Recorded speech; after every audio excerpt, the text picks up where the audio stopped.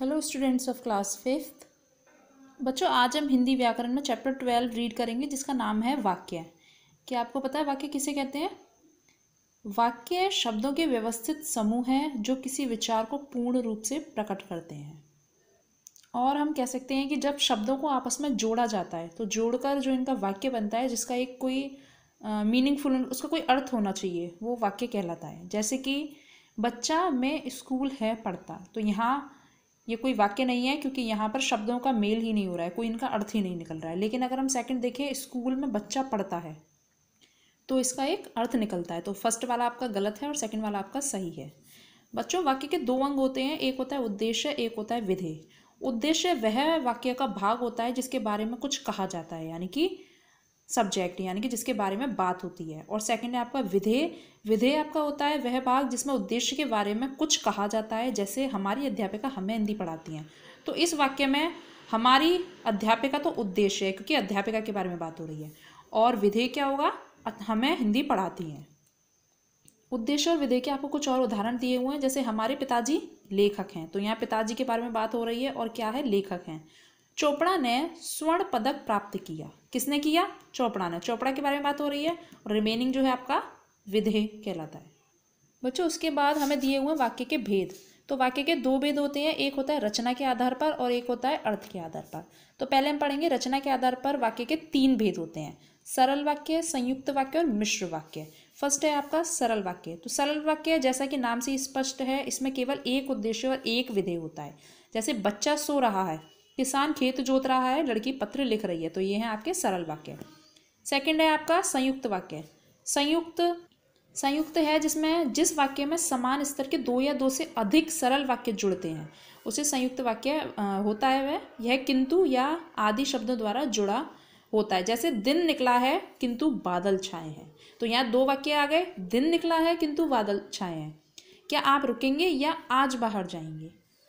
दादाजी आए और चले गए। तो यहाँ दो वाक्यों को आपस में संयुक्त किया गया है, तो ये आपके संयुक्त वाक्य के उदाहरण हैं। फिर है आपका मिश्र वाक्य। मिश्र वे वाक्य होते हैं जिसमें एक मुख्य स्वतंत्र उपवाक्य हो और दूसरा एक या उससे अधिक आश्रित उपवाक्य होते हैं। जैसे देखिए, उसे बुलाओ जो वहाँ बैठा है, जो पढ़ेगा सो पास होगा। तो ये है आपके मिश्र वाक्य। बच्चों, फिर है आपके अर्थ के आधार पर। अर्थ के आधार पर यहाँ देखिए, फर्स्ट है आपका विधानवाचक, निषेधवाचक, प्रश्नवाचक, आज्ञावाचक, इच्छावाचक, संकेतवाचक, संदेहवाचक और विस्मयवाचक। तो पहला है आपका विधानवाचक। बच्चों, विधानवाचक होता है इस वाक्य में किसी भी चीज़ की सामान्य जानकारी मिलती है। जैसे रेखा नानी के साथ जाती है, घोड़ा समझदार पशु है। तो यानी कि हमें इनकी जानकारी मिलती है। उसके बाद है आपका निषेधवाचक वाक्य। निषेधवाचक वाक्य होते हैं इस वाक्य में कर्ता के द्वारा किसी कार्य को नहीं किए जाने का पता चलता है।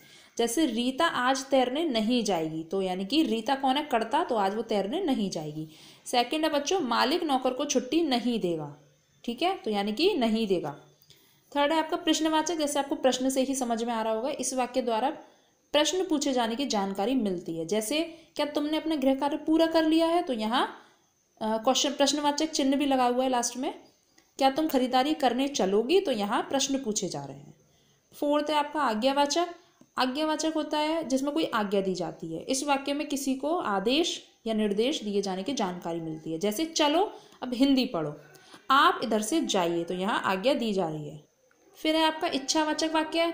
ऐसे वाक्यों से वक्ता की इच्छा और आशीर्वाद देने का भाव प्रकट होता है। जैसे आप ऐसे ही ठीक लगते हैं। तो यहाँ ये कोई इच्छा के बारे में बात हो रही है। मेरी इच्छा है कि मैं अनेक बार विदेश यात्रा करूँ। तो ये किसी कर्ता की इच्छा प्रकट हो रही है यहाँ पे। फिर है आपका संकेतवाचक या शर्तवाचक वाक्य। बच्चों, संकेतवाचक में क्या होता है? इसमें एक क्रिया दूसरी क्रिया पर निर्भर करती है। जैसे यदि तुम पढ़ते हो तो ज़रूर पास हो जाओगे, यदि हिना आएगी तो मैं उसके साथ जाऊंगी। तो यानी कि ये एक दूसरे पर निर्भर कर रहे हैं। फिर है आपका संदेहवाचक वाक्य। वह वाक्य जिसके कार्य के होने में संदेह का बोध होता है। जैसे शायद वह आज घर आए, हो सकता है नरेश कल स्कूल जाए। लास्ट है विस्मयवाचक वाक्य। जिस वाक्य में हर्ष, शोक, आश्चर्य, घृणा आदि का बोध हो। जैसे छी तुम्हारी कितनी गंदी लिखावट है, बहुत सुंदर, इसी तरह परिश्रम करके आगे बढ़ते रहो। तो ये है विस्मयवाचक वाक्य के उदाहरण।